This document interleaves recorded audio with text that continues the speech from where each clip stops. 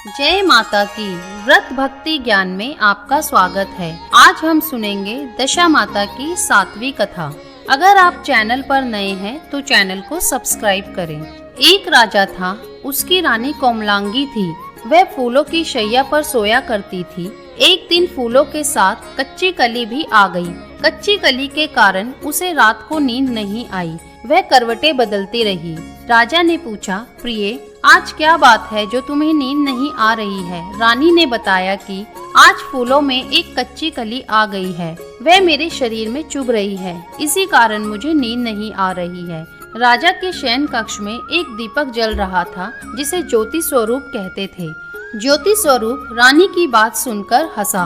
राजा ने हाथ जोड़कर उससे हंसने का कारण पूछा। ज्योति स्वरूप ने बताया, अभी तो रानी को कच्ची कली के कारण इतनी तकलीफ हो रही है। कल सवेरा होने पर जब रानी को सिर का बोझा ढोना पड़ेगा, तब इनकी क्या गत बनेगी? राजा ने पूछा कि क्या मेरे जीवित रहते ऐसा संभव है? तब दीपक ज्योति स्वरूप ने उत्तर दिया, हाँ संभव है, तुम्हारे जीते जी ही संभव है। ज्योति स्वरूप की बात सुनकर राजा ने मन में सोचा कि देववाणी कभी असत्य नहीं होती। होनी को कौन टाल सकता है? रानी को अवश्य बोझा ढोना पड़ेगा, परंतु यह हो सकता है कि यदि मैं इसे एक संदूक में बिठाकर समुद्र में बहा दूं, तो संभव ही ये बोझा ढोने से बच जाए, क्योंकि समुद्र में डूब जाने पर बोझा ढोने से बच जाएगी। राजा ने उसी समय रानी से कहा, चलो मैं तुम्हारे मायके में छोड़ आऊं, कुछ दिन तुम वहीं पर रहना। रानी बोली, परंतु महाराज, मेरे मायके में कोई भी नहीं है, मैं वहाँ किसके पास रहूंगी? राजा ने कहा कि तुम्हारे गोत्रज संबंधी वहाँ बहुत अच्छी दशा में है, मैं उन्हीं के पास तुम्हें भेज देता हूँ। रानी ने राजा की बात मान ली। रानी ने बहुमूल्य आभूषण और कीमती वस्त्र धारण किए। तब राजा ने रानी को संदूक में बिठाकर नदी में बहा दिया। वह नदी समुद्र में ऐसी जगह मिलती है जहाँ पर राजा के बहनोई का राज्य था। समुद्र से मोती निकालने का ठेका राजा के बहनोई ने ले रखा था। वह संदूक बहता बहता जब राजा के बहनोई के इलाके में पहुंचा, तो उसने मलाओं को आज्ञा देकर संदूक को समुद्र से बाहर निकलवा लिया। संदूक को उसने अपने महल के शयन कक्ष में भिजवा दिया और आदेश दिया कि मेरे पहुंचने तक इसे कोई नहीं खोले। राजा का बहनोई तो उस जगह का स्वयं राजा था। उसके शयन कक्ष में संदूक के पहुंचते ही रानी को पता चला कि इस संदूक को राजा ने समुद्र में पाया है, तो वह फौरन शयन कक्ष में आई। उसने पहरेदारों को हट जाने को कहा। रानी ने संदूक को खोल दिया। उसे संदूक के अंदर 16 श्रृंगार किए एक स्वर्ग सुंदरी मिली। रानी ने अपने मन में सोचा कि यदि राजा इसको इस दशा में देखेंगे तो इसके ही हो जाएंगे और मुझे छोड़ देंगे। इसलिए उसने उस रानी के सब जेवर कपड़े उतार कर उसे फटे पुराने कपड़े पहना दिए और संदूक में बंद कर दिया। राजा जब बाहर से महल में आए तो उसने रानी को अपने शयन कक्ष में बुलाया और रानी से पूछा कि क्या तुमने देखा है कि इस संदूक में क्या है?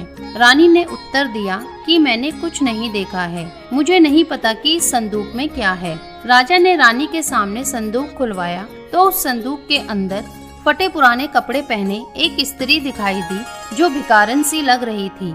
रानी ने कहा, यह कोई भिखारन लग रही है, इसको कारखाने में भिजवा दिया जाए, वहाँ लकड़ी ढोकर अपना जीवन निर्वाह करती रहेगी। राजा ने रानी के कहे अनुसार उसे कारखाने में भिजवा दिया। एक दिन रानी की सहेलियाँ नदी में स्नान करके दशा माता का डोरा ले रही थी। उनके पास एक डोरा रह गया था। वह ये सोच रही थी कि इस डोरे को किसे दिया जाए। उसी समय लकड़ी ढोने वाली रानी वहां आ गई। उन्होंने उसे रोककर पूछा, बहन, हमारे साथ दशा माता का एक डोरा ले लो।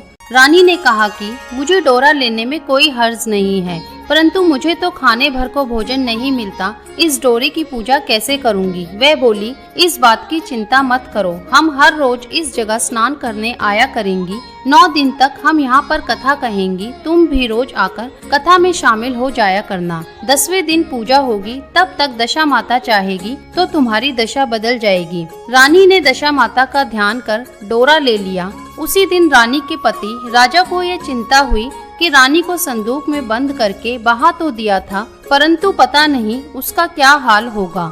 उसकी खोज खबर लेने के लिए राजा एक नौका पर बैठकर नदी की यात्रा करता हुआ अपने बहनोई के यहाँ पहुँचा।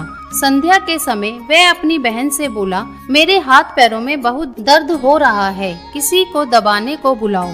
तब उसकी बहन ने लकड़ी ढोने वाली भिखारन को बुलाकर लाने की आज्ञा दी। उसे कहा, आज रात तुम मेरे भाई के पैर दबा दो। वह बड़े संकोच में पड़ गई। अपने मन में सोचने लगी, आज तक मैंने किसी पुरुष को छुआ तक नहीं है। रानी अपने भाई के पैर दबाने के लिए उस पर जोर डाल रही थी, इसलिए लाचार होकर उसने हाँ कर दी। राजा के पैर दबाते दबाते रानी को उसके पाँव में पद्म दिखाई पड़ा। रानी चुपचाप रोने लगी। उसके आंसू राजा के पैरों पर टपक पड़ा। राजा ने उससे पूछा, तुम क्यों रो रही हो? तुम अपना भेद मुझे बताओ, मेरे द्वारा तुमको कोई हानि नहीं होगी। रानी बोली कि जैसा पद्म आपके पैर में है, वैसा ही पद्म मेरे पति के पैर में भी था। पहले के दिनों की याद आ जाने पर मुझे रोना आ गया। राजा ने उसे पहचान लिया। राजा बोला, मैं समझ गया, अब तुम्हें पैर दबाने की जरूरत नहीं है। तुम्हारे भाग्य में जो लिखा था वह तुम्हें भोगना ही पड़ा। मैंने उसे टालने के लिए जो उपाय किया था उसका नतीजा उल्टा ही निकला। तुम्हें मेरे जीते जी लकड़ियां ढोनी पड़ी। सवेरा हुआ, परंतु अतिथि राजा सोकर नहीं उठा और न पैर दबाने वाली दासी ही कमरे से बाहर निकली। राजा की बहन को चिंता होने लगी। थोड़ी देर बाद दासी कमरे से बाहर निकली और कारखाने में काम करने चली गई। रानी ने कमरे में जाकर अपने भाई को जगाया। उसका भाई बोला, मेरी तबीयत ठीक नहीं है, मेरा सिर दर्द कर रहा है, मैं अभी आराम करना चाहता हूँ, मेरा मन भी बहुत व्याकुल हो रहा है। रानी ने पूछा कि आखिर बात क्या है, कुछ तो बताओ। राजा ने कहा, बड़े शर्म की बात है, मैंने तुम्हारी भाभी को जानबूझकर संदूक में बिठाकर तुम्हारे पास इसलिए भेजा था कि इसे यहाँ आराम से रखा जाए, परंतु उसे तो यहाँ लकड़ियाँ ढोनी पड़ रही हैं। उसके तुमने सारे गहने कपड़े उतार कर उसे रास्ते की भिखारन बना दिया। उसकी बहन बोली, मैंने उसे नहीं पहचाना। उसने दासियों को भेजकर उसे चुपचाप अपने पास बुलाया। उसके आने पर बहन ने अपनी भाभी से माफी मांगी और उसके पैर पकड़ लिए। कुछ दिनों तक राजा अपने बहनोई बहन के रहकर रानी को साथ लेकर राजधानी में लौट आया। रानी ने अपने महल में पहुंचकर सुहागनों को न्योता भेजा। बड़े धूमधाम से दशा माता के डोरे की पूजा की। नगर में ढिंडोरा पिटवाया गया कि आज से अमीर गरीब सब दशा माता का डोरा लिया करें और श्रद्धा पूर्वक पूजा किया करें। जिसके पास पूजा पारण के लिए धन की कमी हो तो वह महल से ले जाया करे। जिस प्रकार रानी के दिन दशा माता ने फेरे, वैसे ही वह सबकी दशा को ठीक करे। अगर वीडियो अच्छी लगी हो तो कमेंट बॉक्स में दशा माता की जय लिखना ना भूलें। चैनल को लाइक, शेयर और सब्सक्राइब करें।